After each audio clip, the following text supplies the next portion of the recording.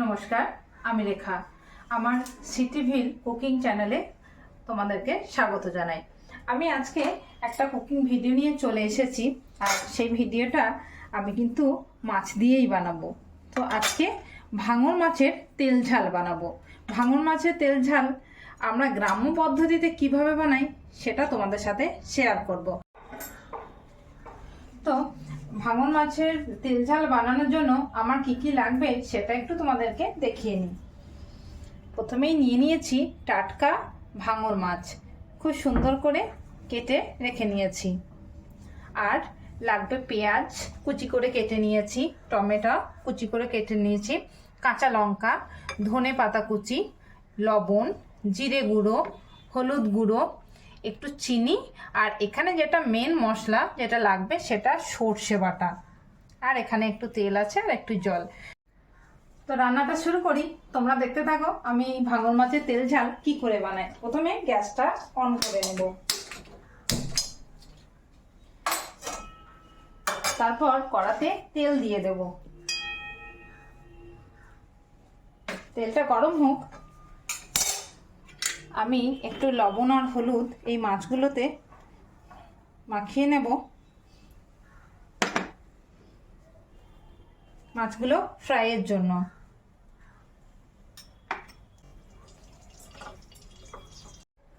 তেলটা গরম হয়ে গিয়েছে, আমি এবার মাছগুলো একে একে সব ভেজে নেব।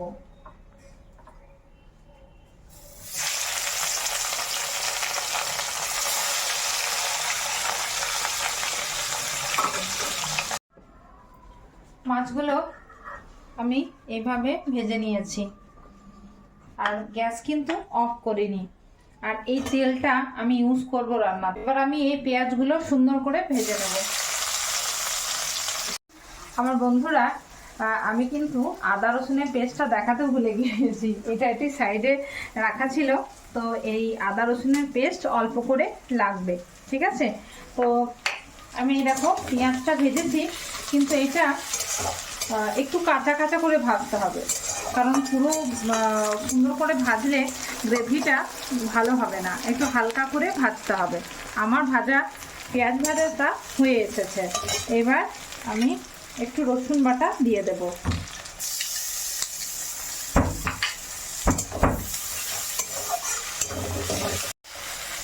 আমি এই রেসিপিটা কিন্তু গ্রাম্য পদ্ধতিতে বানাচ্ছি। আমাদের গ্রামে আমার মা জেঠুমারা যেভাবে বানান আমি সেইভাবে বানাচ্ছি। আমার রসুন বাটাটা পেঁয়াজের সাথে মেশানো হয়ে গেছে। এবার আমি দিয়ে দেব আদা বাটা।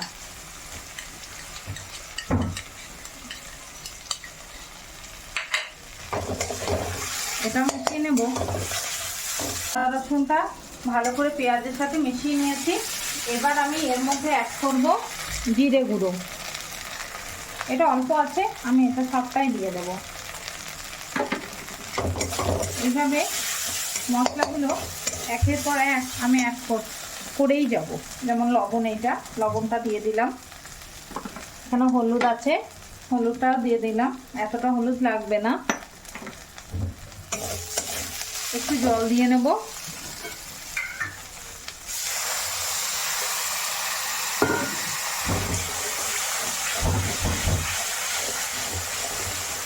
এবার এই মশলাটা একটু ভেজে নেব। এবার এই রেসিপির যেটা মেন মশলা সর্ষে বাটা, এই সর্ষে বাটাটা আমি এখনই দিয়ে দেবো এর মধ্যে।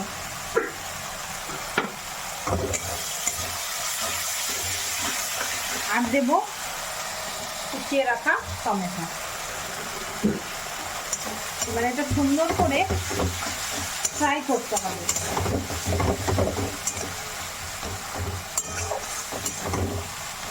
এই যে মশলাটা ফ্রাই হয়েছে আর তেলও দেখো ছেড়ে দিয়েছে। আমি এবার একটু চিনি মিশিয়ে নেব। আমি সব রান্নাতেই একটু করে চিনি দিই ব্যালেন্সের জন্য। তোমরা দিতেও পারো, নাও দিতে পারো, কোনো অসুবিধা নেই।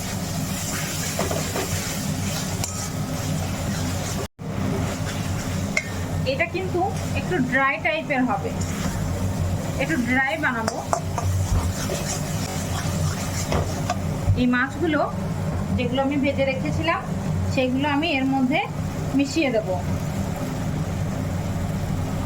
এইভাবে দিয়ে দেবো, কিন্তু খুব সাবধানে এটাকে নাড়াতে হবে, না হলে মাছ কিন্তু ভেঙে যেতে পারে।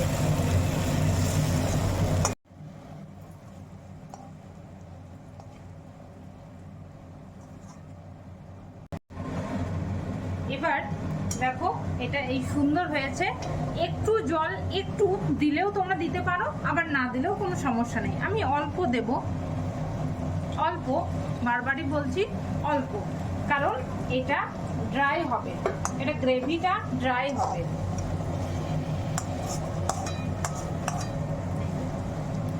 গ্যাসের ফ্লেম কমানো থাকবে। এই মশলাটা মেখে যাওয়ার জন্য আমি একটু টাইম দেব, মাছগুলোকে মেখে যাক, তারপর আমি তোমাদেরকে দেখাচ্ছি।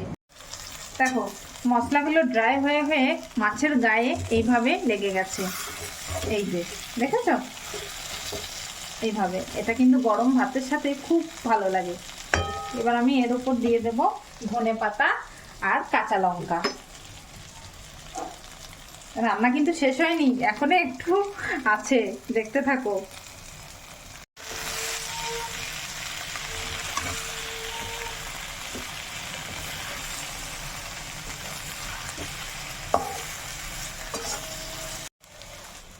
মশলা, ধনেপাতা, কাঁচা লঙ্কা কিন্তু মিশিয়ে গেছে কারিটার সাথে। এবার দেবো গন্ধরাজ লেবু। গন্ধরাজ লেবুর রসটা এই পুরো রেসিপির যে ফ্লেভার সেটাকে কিন্তু চেঞ্জ করে দেবে। আর একটু আমি সর্ষের তেল অ্যাড করব, অল্প, একদম অল্প, এইভাবে। ফাইনাল লুক কিন্তু নিয়ে চলে এসেছি। আমি একটু গার্নিশিং করে নিয়েছি যাতে একটু দেখতে ভালো লাগে। তো কেমন ছিল রেসিপিটা একটু জানিও, আর এটা টেস্ট কেমন হয়েছে সেটা জানতে হলে আমার কিন্তু সিটিফিল ব্লগস চ্যানেলটা দেখতে হবে। আর আই বাটনে সমস্ত লিঙ্ক থাকবে, ডেসক্রিপশনে তো থাকবেই।